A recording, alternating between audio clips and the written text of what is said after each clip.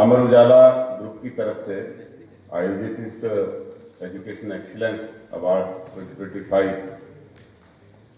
में सभी शिक्षाविदों का यहाँ पधारने पर और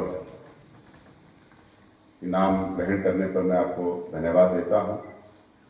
और अमर उजाला ग्रुप के लिए भी मैं धन्यवाद प्रेषित करता हूँ जिन्होंने इस कार्यक्रम का आयोजन किया और आप सबको अवार्ड देते हुए हम अपने आप को गौरवान्वित महसूस कर रहे हैं, क्योंकि टीचर को अवार्ड देना हमारे लेवल से बड़ा ऊपर है, लेकिन क्योंकि डेमोक्रेटिक सेटअप है इसमें हमें हर कहीं फिट कर देते हैं, इसलिए हम यहाँ फिट हो गए प्रोफेसर साहब के साथ। यहाँ अमर उजाला के संपादक गोविंदर वशिष्ठ जी, प्रोफेसर महावीर सिंह जी, कुलपति एचपी यूनिवर्सिटी शिमला, चांडिल्य जी हमारे जो अमर उजाला के स्टेट ब्यूरो चीफ हैं, और सभी अमर उजाला से जुड़े हुए विभिन्न कैपेसिटीज में काम कर रहे हैं, सबको मैं धन्यवाद देता हूँ। सभी शिक्षकगण और अन्य यहाँ पे उपस्थित आपके साथ आए हुए परिजन और सहयोगी, यहाँ पर स्पॉन्सर्स खास करके जो बीसीजी दादरा है, अर्न यूनिवर्सिटी है, तपन है, दूसरे सभी को स्पॉन्सर्स हैं, और इंद्रजीत जी जो हमारे बडिंग आर्टिस्ट हैं, अच्छा गाते हैं, यहाँ की प्रस्तुति दी, और सभी सपोर्टिंग स्टाफ, मैं आप सबको धन्यवाद देता हूँ। अमर उजाला का कितना बखान करें वो प्रोफेसर साहब ने बता दिया, किस तरह से दूर दराज के इलाकों की भी खबरें शासन तक, सत्ता तक पहुंचाते हैं, उनका हल कराने में मदद करते हैं। और आज के समय में जिस तरह से इंफॉर्मेशन का फ्लड जो है हमारे पास पहुंचता है, मोबाइल के जरिए, सोशल मीडिया के जरिए, उसमें ये फिल्टर करना बहुत मुश्किल है कि फैक्ट्स बेस्ड कौन सा है और सेल्फ इंटरेस्ट सर्व करने के लिए कौन से जो है क्रिएटेड फैक्ट्स हैं। तो ऐसे में जो विश्वसनीयता जिन मीडिया हाउसेस की है, उसमें अमर उजाला भी है। अमर उजाला कोई खबर ऑनलाइन या प्रिंटेड फॉर्म में हमें देता है तो उस पर काफ़ी हद तक विश्वास होता है, लेकिन अन्य प्लेटफॉर्म पे इतना विश्वास नहीं होता जो इंडिविजुअल तौर पर लोगों ने क्रिएट किए। तो मैं धन्यवाद देता हूँ कि आपने खबरों की दुनिया से बाहर निकलकर उन महान हस्तियों को भी सम्मानित करने का फैसला लिया। जिस तरह से आप बच्चों को सम्मानित करते हैं और जैसे अपराजिता और दूसरे ब्लड डोनेशन कैंप्स लगाते हैं, सामाजिक सरोकार के काम करते हैं, तो हम लोग सब जो भी हमें मिलता है उसी समाज से मिलता है, और उसी समाज को वापस कुछ न किसी रूप में देने का जो आपने भी प्रयास किया है, ये सराहनीय है। मैं आपको धन्यवाद देता हूँ। प्रोफेसर महावीर सिंह जी अभी उन्होंने अपने विचार रखे, बहुत टॉप के एकेडमिशियन है। मैंने इनका बायोडाटा देखा, बहुत इम्प्रेसिव मुझे लगा, और जब ये वाइस चांसलर नियुक्त हुए, इनको मैंने मुबारकबाद देने से पहले हिमाचल प्रदेश के माननीय मुख्यमंत्री सुखविंदर सिंह सुक्खू जी का व्यक्तिगत तौर पर धन्यवाद किया कि आपने एक बहुत अच्छे एकेडमिशियन को हिमाचल प्रदेश यूनिवर्सिटी की बागडोर सौंपी। क्योंकि आज की डेट में वाइस चांसलर जो है उसकी जो नियुक्ति है बहुत कम मामलों में उसके एकेडमिक रिकॉर्ड को देख के होती है, बल्कि उसके कनेक्शन को देख के होती है। तो ऐसे में ऐसे लोगों को इस तरह से सम्मान मिलना, मैं समझता हूँ कि ये हिमाचल के लिए गौरव का विषय है, और ये अपना काम इन्होंने करना शुरू कर दिया है। कुछ इन्होंने रूपरेखा आपके सामने रखी और इससे भी ज़्यादा ये काम कर रहे हैं।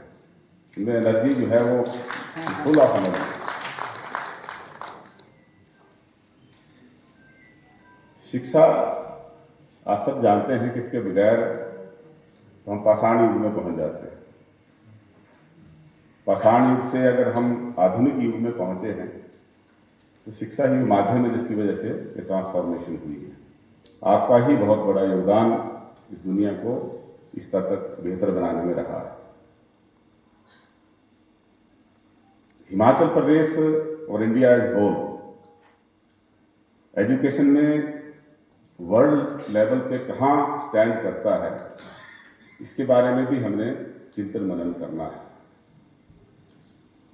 सरकारी और गैर सरकारी में तो बहुत अंतर देखने को मिलता है, जैसे प्रोफेसर साहब ने भी कहा।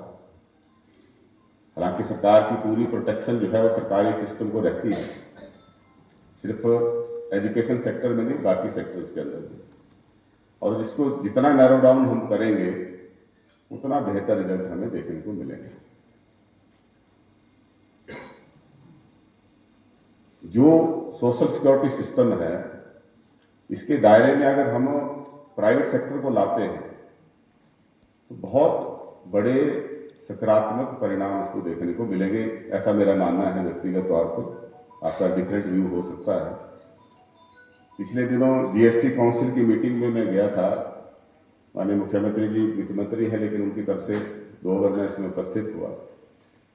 तो एक उसमें एजेंडा था कि जो रिसर्च फंड प्राइवेट इंस्टीट्यूशंस को, प्राइवेट ऑर्गेनाइजेशन को मिलता है, उस पर जीएसटी लगाया जाए। जो सरकार को मिलता है उस पर उसको एग्जम्प्ट कर दिया जाए।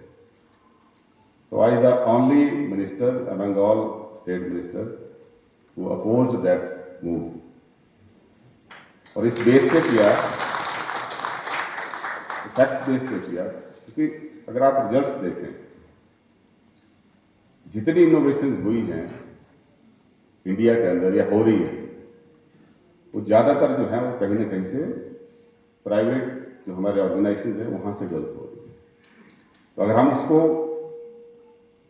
ज़्यादा टैक्स के दायरे में लाते हैं तो हम उसको स्ट्रेंगुलेट करने का काम करते हैं। मैंने बड़ी हाईटेक ऑर्गेनाइजेशन भी देखी, इंडिया की भी, स्टेट्स की भी। गवर्नमेंट ऑर्गेनाइजेशन तो हैं, लेकिन जब हम उसकी डेप्थ में जाते हैं तो उसी तरह से हमें देखने को मिलता है जैसे हम कई प्रोडक्ट देखते हैं कि मेड इन इंडिया है, लेकिन जब हम उसके कंपोनेंट्स देखते हैं तो फिर वो 100% जो है 100% इम्पोर्टेड नहीं है। तो ये भी नहीं मैं कह सकता कि 100% मेड इन इंडिया है।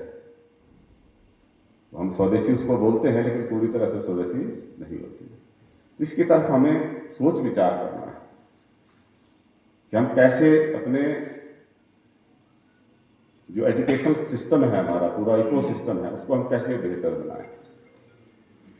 आज हमें compete करना है, भिन्न ऑर्गेनाइजेशन को compete करना है आपस में, और जो बेहतर रिजल्ट दे उसको हमें आगे लाना है। इस अप्रोच के साथ काम करना पड़ेगा। प्रोफेसर साहब क्वांटम मैकेनिक्स की बात कर रहे थे, क्वांटम फिजिक्स की बात कर रहे थे। सब एटॉमिक लेवल पे देखें तो डिफरेंसेस खत्म हो जाते हैं। बिटवीन ह्यूमन बीइंग जो लिविंग और क्रिएचर्स हैं, उनके बीच में तो वो डिफरेंस कम होता है, लेकिन जो नॉन लिविंग क्रिएचर्स हैं, नॉन लिविंग थिंग्स हैं, उनके जो सब एटॉमिक लेवल है वहाँ भी शायद डिफरेंस वो नहीं दिखता। लेकिन डिफरेंस होता होगा, तभी तो एटम्स को मिला के, मॉलिक्यूल्स को मिला के फिर आगे डिफरेंट शेप्स आती हैं। वो ह्यूमन ऑब्जर्वेशन से परे है, लेकिन अभी तक जितना साइंस ने रिसर्च किया है उसमें सब एटॉमिक लेवल पे डिफरेंस नहीं दिखता है। लेकिन आदमी को बड़ा विचित्र प्राणी है, हम जो है वो डिफरेंस क्रिएट कर लेते हैं। हमारी कंट्री के अंदर ही कितनी ज़्यादा डाइवर्सिटी है, हिमाचल के अंदर ही कितनी डाइवर्सिटी है। अब हमने इकट्ठे मिलकर एक ह्यूमन रेस के तौर पे आगे बढ़ना है, तो कैसे बढ़े? क्या हम जो डाइवर्सिटी है उसको आधार मानकर एक दूसरे से लड़े, एक दूसरे के प्रति हेट्रेड की फीलिंग डेवलप करके आगे बढ़े, या को एग्जिस्टेंस में बिलीव करते हुए कोलैबोरेटिव अप्रोच अपनाते हुए आगे बढ़े। ये आप सबके सामने जो है दो चॉइसेस हैं। तो आज तक के एक्सपेरिमेंट्स यही प्रूव करते हैं, एक्सपीरियंसेस यही प्रूव करते हैं कि हमें को एग्जिस्टेंस में बिलीव करना है, लिव एंड लेट लिव को जो है अपने जीवन का आधार बनाना है। जितनी लड़ाइयाँ धर्म के नाम पे आज तक हुई हैं, शायद उतनी किसी नाम पे नहीं। जितने लोग धर्म के नाम पे मरे, शायद किसी के नाम पे नहीं मरे। हालांकि भगवान एक है, वो सब मानते हैं, सभी धर्म वाले बोलते हैं कि भगवान एक है, लेकिन फिर भी मेरा भगवान और अपना भगवान, तेरा भगवान जो है उसको लेके लड़ाई लड़ते हैं। भगवान ने तो सिर्फ ह्यूमन बीइंग बनाए, दूसरे लिविंग क्रिएचर्स बनाए, नॉन लिविंग चीजें बनाई। तो हम ये लड़ाई झगड़े को छोड़ के थोड़ा सा आगे बढ़ने की सोचें।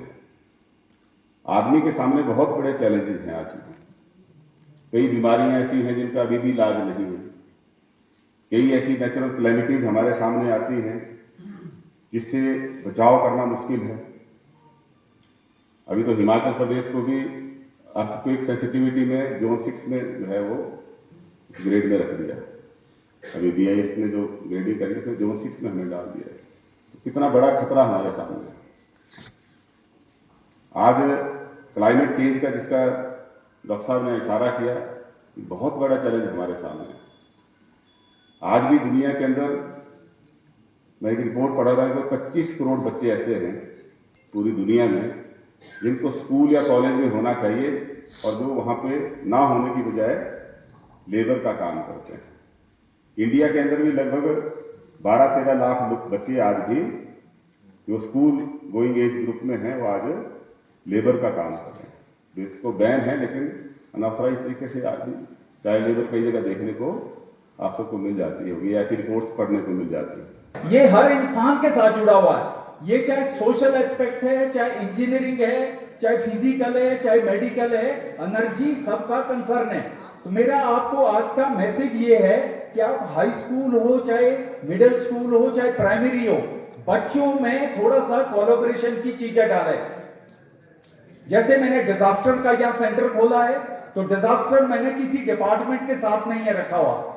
डिजास्टर साइकोलॉजिकल इशू भी है, इंजीनियरिंग इशू भी है, साइंटिफिक इशू भी है, एनवायरमेंटल इशू भी है। आपको कोलैबोरेट करना पड़ेगा। साथ ही साथ यहां जितने भी शिक्षाविद है, क्वांटम बड़ी तेजी से आ रहा है।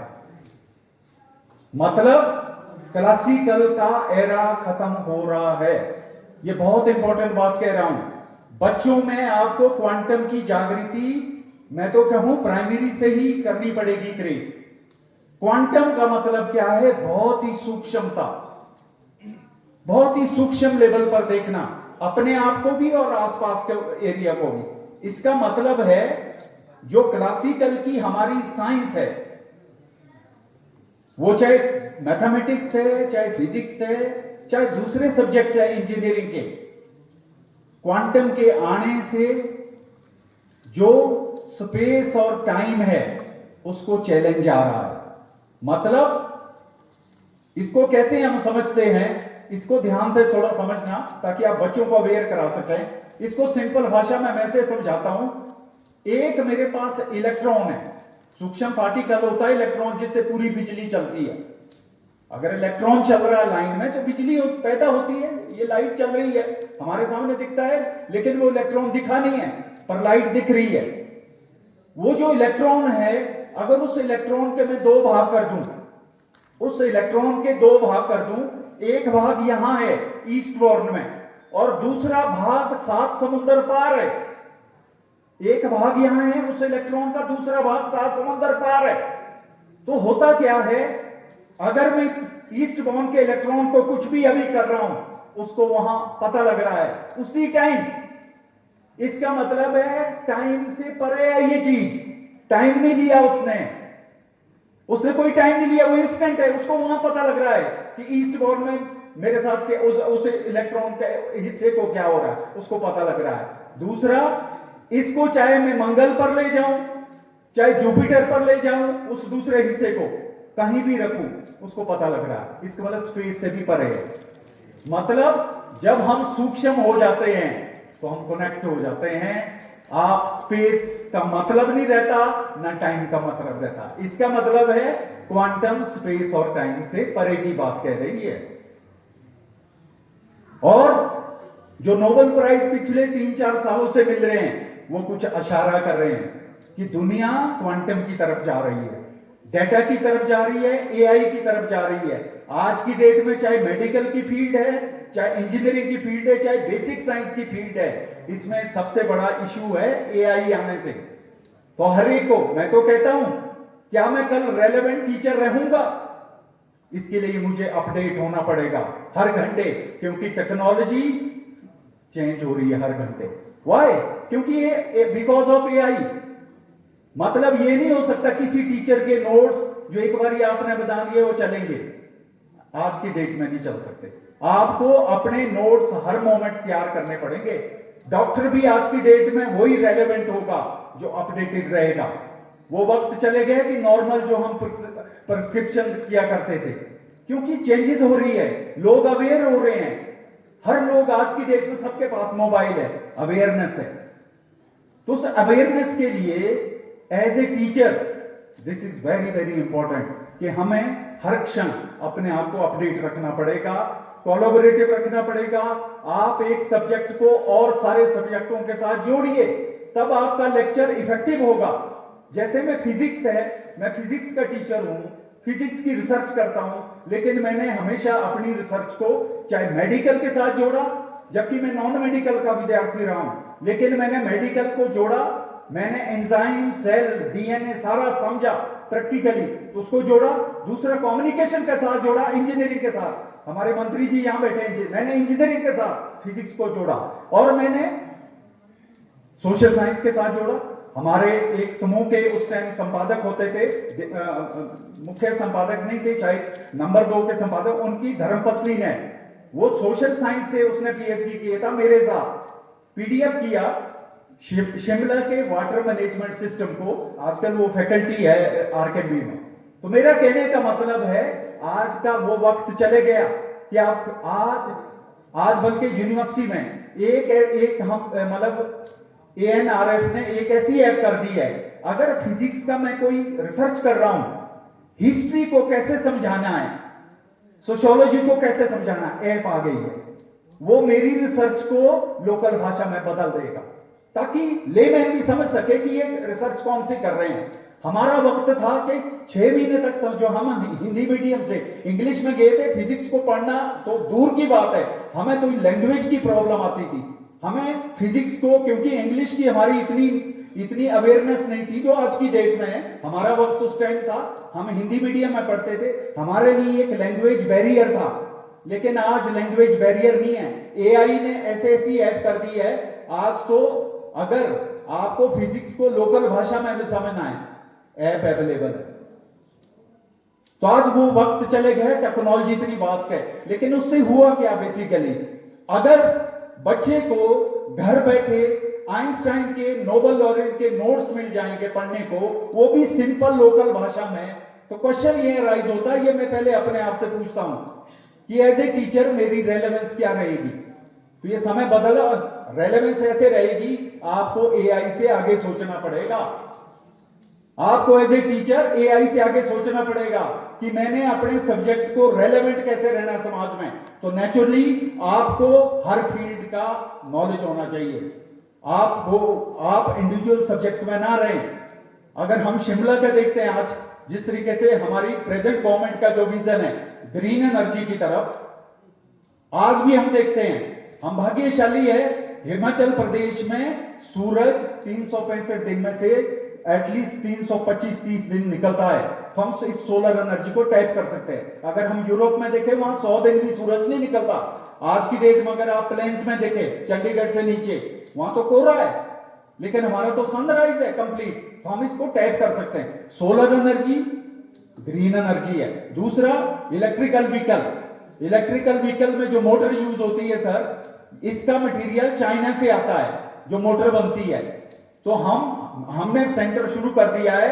हम अल्टरनेटिव मटेरियल डिजाइन कर रहे हैं, उसको फैब्रिकेट कर रहे हैं, ताकि हम जो रेयर अर्थ जो चाइना से आता है उसको हम अल्टरनेटिव कर सके। क्योंकि आने वाले समय में एक चीज तय है, गवर्नमेंट का भी है और ये सच्चाई भी है, आने वाले समय में 8-10 साल के बाद इलेक्ट्रिकल का जगत बहुत बड़ा होने वाला है। वो चाहे चार्जिंग इंफ्रास्ट्रक्चर है, चाहे बैटरी का क्षेत्र है, चाहे मोटर का क्षेत्र है, इतना इंफ्रास्ट्रक्चर डेवलप होगा। मेरा यहां आपसे ये आग्रह रहेगा कि आप स्कूल में या आगे हायर इसमें जहां भी बच्चा जाए उनको अवेयर कराइए। आप सिर्फ इसी पर न रहे कि इंजीनियर डॉक्टर बनाना, आप थोड़ा उससे आगे निकलिए, या बीएड कराना। हमारा क्या देखते हैं कि हम सिर्फ 3 जगह फोकस रहते हैं, या तो बीएड या नॉन मेडिकल, मेडिकल, इसी तरफ देखते हैं। इससे थोड़ा आगे बढ़िए, कोलैबोरेटिव में सोचिए, ताकि बच्चा जो है कुछ न कुछ क्रिएट कर सके। और मैं ये कहना चाहता हूं, आज के क्वांटम के जगत में एनीथिंग इज पॉसिबल। आज हाई स्कूल का बच्चा भी करोड़ों का अर्निंग कर रहा है। How he created some innovation, उस इनोवेशन से वो अर्न कर रहा है। एक मैं एग्जांपल देना चाहूंगा सर, मैं क्योंकि इंस्पायर के साथ 2007 से जुड़ा हूं, आज याद करता हूं डॉक्टर मनमोहन सिंह, ये जो इंस्पायर की स्कीम थी, इससे कहां कहां हमारे बच्चे पहुंचे। एक मैं प्रोजेक्ट की इवैल्यूएशन कर रहा था, क्योंकि मैं मेंटर भी हूं नॉर्दर्न इंडिया का साइंस एंड टेक्नोलॉजी से। सराज की एक गरीब परिवार की छोटी सी बच्ची, उसका जब मैंने मॉडल देखा, उसने जब मक्की डालते हैं मशीन में तो विद इन सेकेंड सर सारे दाने अलग हो जाते हैं। मैंने उस बच्ची से पूछा ये आइडिया आपको कहां से आया, तो उसने लोकल भाषा में बोला वो आउटर सराजती थी, बहुत इंटीरियर थी। सर मैं जब स्कूल से आती हूं, मेरी माँ मक्की कूटती है और उसके हाथ में छालू होते हैं। आई गॉट इमोशनल, हमें भी अपनी माँ याद आई। आज उस बच्ची का वो प्रोडक्ट जो है पेटेंट हो गया। मेरा कहने का मतलब है anything can be created at any time, because we are in the, अब वो ट्रेडिशनल सिस्टम नहीं है, लाइन लगी है मेडिकल, एमबीबीएस, इंजीनियरिंग, उससे भी आगे सोचिए। वक्त ये आ गया है, क्योंकि चैलेंज वहां भी है। ऐसा नहीं है कि एमबीबीएस बन गए और वो डॉक्टर बन, आज की डेट में वहां भी चैलेंजेस है, क्योंकि डॉक्टर की फील्ड भी बड़ी सुपर स्पेशलिस्ट है। डॉक्टर मेरे स्टूडेंट यहां बैठे हुए हैं, उसमें भी कंपटीशन है। और ये तो मेडिकल लाइन ऐसी है, इसमें तो मरते दम तक आपको इक्विप्ड रहना पड़ेगा, अपडेटेड रहना पड़ेगा, जैसे टीचर को रहना है। मैं तो कभी ये नहीं मानता कि टीचर नेवर रिटायर। मेरा तो एटलीस्ट ये सपना है कि आखिरी क्षण तक मैं अपने लेक्चर देते रहूं। ये मेरा सपना है, ताकि हम सेवा कर सके। और हमारे पास तो एक ऐसी फील्ड है, लेकिन वो तभी आएगी जब हम थोड़ा सा कोशिश करेंगे कि हम सब्जेक्ट को रेलेवेंट बना सके, उसको कनेक्ट करें अलग अलग फील्ड के साथ। तो यही मेरा आग्रह रहेगा। बाकी पुनः मैं अमर उजाला समूह का, और एक चीज मैं क्योंकि चंडीगढ़ ग्रुप ऑफ कॉलेज के आए सर, मैं आपके गेस्ट हाउस में 3-4 बारी रुका हूँ इंस्पेक्शन में, बहुत अच्छा कॉलेज है। और आपके जो ओनर है उनके घर भी मैं गया हूँ, जो सेक्टर 7 में रहते हैं, तो मैं काफी गया हूँ। मैं जब भी चंडीगढ़ यूनिवर्सिटी जाता था, I used to stay in Chandigarh group of colleges. आपका गेस्ट हाउस बहुत अच्छा है, एकेडमिक बहुत अच्छा है। अर्नी यूनिवर्सिटी का मुझे सौभाग्य नहीं प्राप्त हुआ, लेकिन चंडीगढ़ यूनिवर्सिटी में जाता रहता हूँ। एक चीज तय है, मंत्री जी भी यहाँ हैं, ये तो खुद अपने आप इंजीनियर है। अगर हम यूरोप या यूएस में देखें तो वहां ये डिफरेंस नहीं रहता सरकारी और प्राइवेट का। अभी भी हम कहीं ना कहीं साइकोलॉजिकली फंसे हुए हैं कि हम प्राइवेट को अलग नजर से देखते हैं, गवर्नमेंट को अलग नजर से देखते हैं। लेकिन समय बदल रहा है, प्राइवेट भी आज की डेट में दे आर क्रिएटिंग वंडर्स। मैंने खुद व्यक्तिगत तौर पर देखा, why they are creating wonder. Results दे रहे हैं, अच्छे रिसर्च कर रहे हैं, अच्छी पब्लिकेशन कर रहे हैं, अच्छे डिवाइसेस बना रहे हैं, जितने भी प्राइवेट में उस चीज को कर रहे हैं। तो दे आर ऑल्सो मतलब collaborating with various government agency. तो ज्यादा न कहता हुआ पुनः आप सबको बधाई जिन्होंने भी अवार्ड लिया। और मैं दिल की गहराइयों से मंत्री जी का भी धन्यवाद देना चाहूँगा कि इन्होंने भी एटलीस्ट मुझे, मैं पर्सनल तौर पर इनके साथ मेरे को पहली दफ़ा ये शेयर करने का एक आनंद महसूस हो रहा है। और बस यही विश करता हूँ कि जिस तरह से वातावरण है, क्योंकि मैं सर लास्ट मंथ भी मैं धौलाधार था जब विधानसभा चल रही थी सर, मुझे बहुत बुरा लगा सर, धौलाधार की पहाड़ियों में बर्फ नहीं है, ग्लेशियर समय से पहले पिघल रहे हैं, एनवायरनमेंट ठीक नहीं है। मैं विचलित होता हूं सर व्यक्तिगत तौर पर कि क्या हमारे को इंडिकेट कर रहा है। फिर बरसात में आपदा है, अब विंटर ना आना, ये बहुत चिंता का विषय है।